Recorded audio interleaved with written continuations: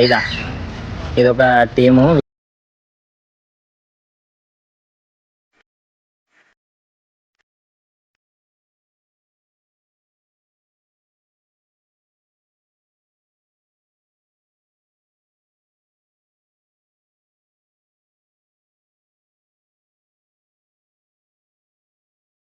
మీ జీవితంలో పేరెంట్స్గా ఎదిగారు, కొంతమంది పిల్లలు పుట్టారు, కొంతమందికి ఏంటి అంటే కనుక పిల్లలు పెద్దవాళ్ళు అవుతున్నారు. కాబట్టి good parenting is very essential now days.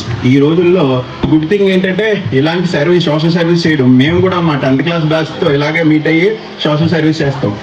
ఇలా సోషల్ సర్వీస్ చేయడం అనేది ఇట్ ఈస్ ఎక్సలెంట్. ఇది ఎక్కడే చూడలేదు. మీరు ఇలా డెఫినెట్గా ఏంటంటే కనుక ఇది కంటిన్యూ చేయండి.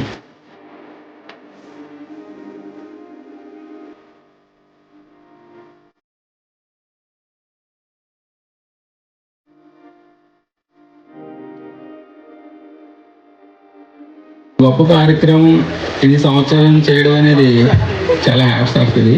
ఎందుకంటే